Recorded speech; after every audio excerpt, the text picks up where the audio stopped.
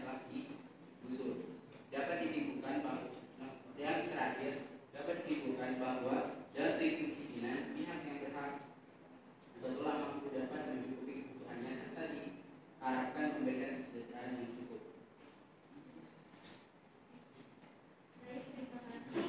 Nanti langsung saja pembahasannya Mbak Fernanda Vera.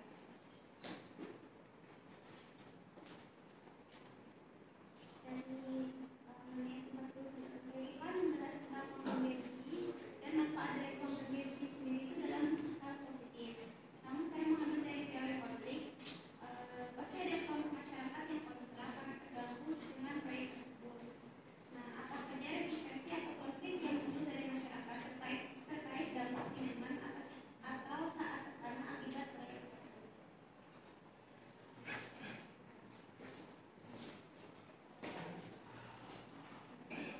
Oke, langsung saja untuk pembahasannya, Mas Fatih William.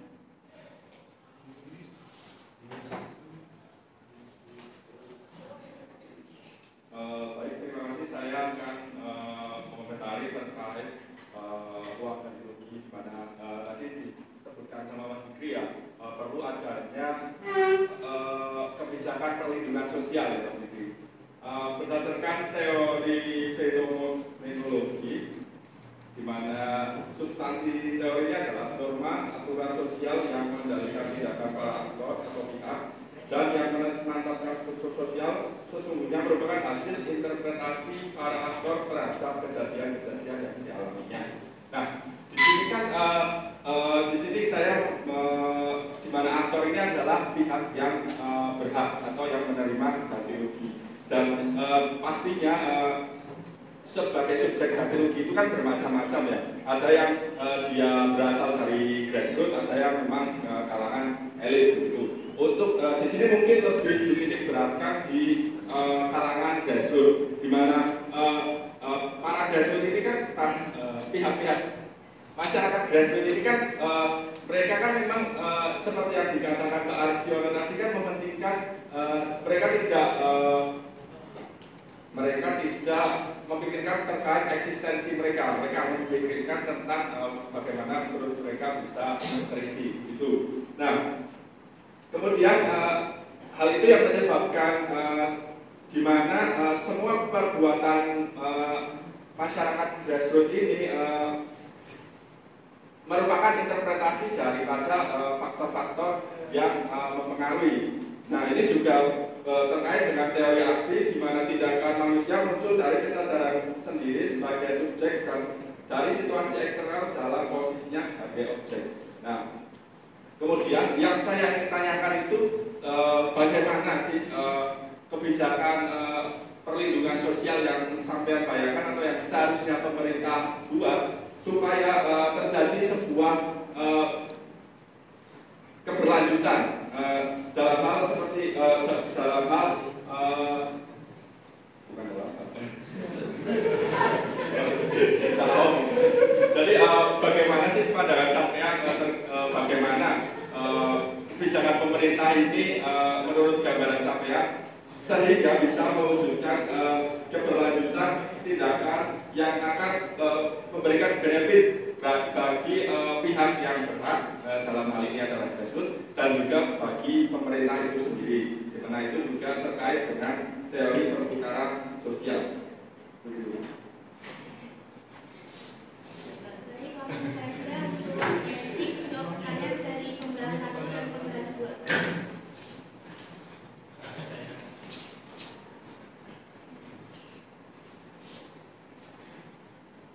Baik, pertama-tama saya akan membahas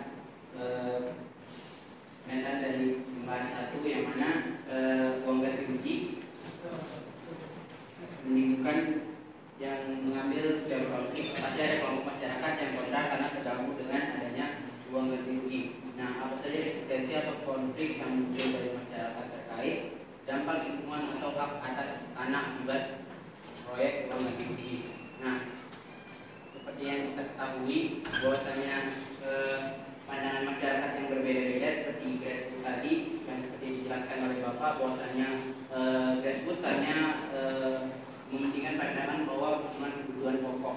Nah, karena hal tersebut menimbulkan kecemburuan sosial, yang mana ada beberapa elemen-elemen masyarakat yang akan merasakan kecemburuan dan bisa menyebabkan konflik. Nah, saya akan mencoba menjawabnya dengan menggunakan teori aksi, yang mana poin-poin antara teori aksi adalah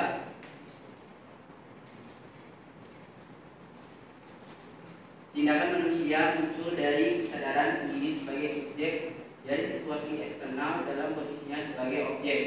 Sebagai subjek, manusia bertindak atau berperilaku tertentu dengan maksud untuk mencapai tujuan-tujuan tertentu. Yang saya bilang tadi, bahwasanya tujuan masyarakat yang bidang rekrut ini adalah pemenuhan kebutuhan pokok yang nantinya karena adanya kecemburuan sosial ini menyebabkan para masyarakat ini menimbulkan konflik dan bertindak. Manusia menggunakan cara teknis, prosedur, metode serta perangkat yang diperkirakan cocok untuk mencapai tujuan. Kelangsungan tindakan manusia dibatasi oleh kondisi yang tak dapat diubah dengan sendirinya. Manusia memiliki nilai dan mengevaluasi tindakan yang telah sedang dan akan dilakukan. Ukuran-ukuran aturan atau prinsip-prinsip moral akan timbul pada saat pengambilan keputusan.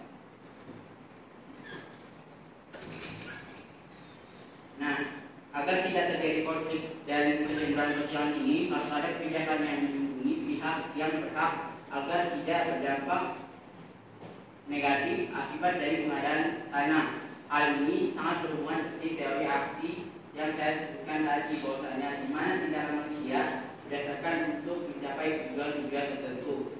Nah, selanjutnya saya akan mencoba menjawab pertanyaan dari Mas Udir, yang mana seperti yang kita ketahui bahwa uang ganti rugi perlu adanya kebijakan perlindungan sosial berdasarkan teori fenomena hasil interpretasi para aktor terhadap yang dialaminya. Aktor yang berhak, subjek ganti rugi berbeda kalangan, seperti yang kita ketahui bahwa pandangan subjek ini berbeda-beda, yang mana pandangan subjek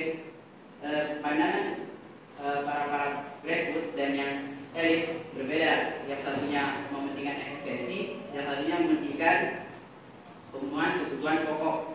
Nah, subjek ganti rugi yang berbeda-beda, kemudian grassroots pihak masyarakat yang mementingkan pemenuhan kebutuhan, akan berbeda pandangannya dengan para elit yang mementingkan eksistensi terhadap semua perbuatannya, merupakan hasil dari faktor yang mempengaruhi teori aksi yang seperti yang dijelaskan tadi.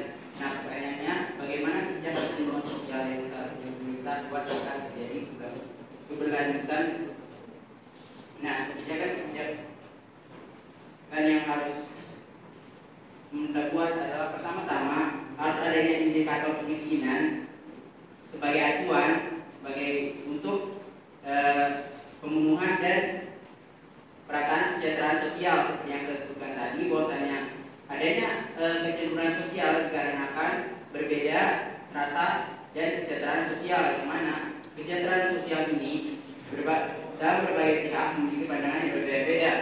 Yang pertama-tama, kalau pihak gratis cukup untuk pemenuhan kebutuhannya, kemudian yang para elit cukup untuk tidak cukup hanya dengan pemenuhan kebutuhan, namun juga perlu adanya pengakuan atau eksistensi. Nah, indikator-indikator yang ini nantinya harus diadakan agar adanya keseimbangan dalam hubungan sosial masyarakat. Nah, dalam hal ini pemerintah harus menggunakan teori pilihan rasional, di mana prioritas manusia pasti ada pada pemenuhan kebutuhan pokoknya. Nah, sebagai pemerintah harus menempatkan diri kepada masyarakat, harus menempatkan diri di kalangan masyarakat. Nah, teori pilihan rasional ini antara lain adalah setiap aktor atau pihak berfungsi sebagai pemain dalam sistem, yang mana ada aktor-aktor pemerintah dan masyarakat, yang di dalamnya ada para elit dan para grassroots yang memiliki pandangan serta pikiran yang berbeda-beda. Alternatif pilihan yang tersedia bagi para aktor. Nah, alternatif pilihan ini harus kita seimbangkan dan harus diciptakan keseimbangan antara dua pihak tersebut. Sejumlah dampak mungkin terjadi di dalam sistem dan tindakan setiap aktor. Nah, seperti yang tadi bahwasanya dampak dari uang ganti rugi yang hanya diterima pada beberapa masyarakat menimbulkan kecemburuan sosial ke masyarakat yang tidak mendapatkannya. Kemudian selanjutnya preferensi atau prioritas setiap aktor penilaian lebih dari dampak yang mungkin terjadi. Nah, prioritas dari setiap aktor-aktor ini seperti yang saya sebutkan tadi bahwasanya memiliki prioritas yang berbeda-beda. Yang satu eksistensi atau keberadaan yang diakui, dan yang satunya adalah hubungan kebutuhan hidupnya. Dan yang terakhir, ekspektasi atau harapan aktor berdasarkan parameter sistem, yang mana parameter sistem ini bagi para aktor seperti elitis menggunakan parameter sistem sebagai acuan atau sebagai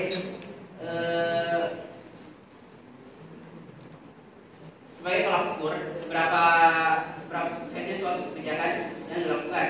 Dan dalam sketch ini dikatakan bahwa uang ganti ruginya telah dimanfaatkan secara baik dan benar. Namun mungkin itu hanya parameter sistem itu, yang mana dalam kesejahteraan seperti yang kita ketahui tadi, bahwasanya kesejahteraan tidak bisa diukur dari ekonomi, namun juga lebih dari itu, pendidikan,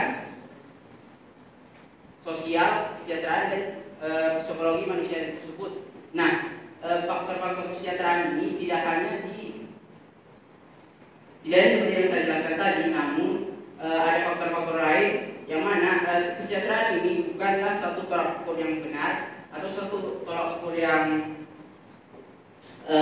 absolut, namun karena perbedaan pendapat dan pandangan yang berbeda antara kesejahteraan ini, maka pasti akan berdampak pada masyarakat dan juga pemerintah. Karena itu harus adanya kebijakan untuk melindungi pihak yang berhak. Nah,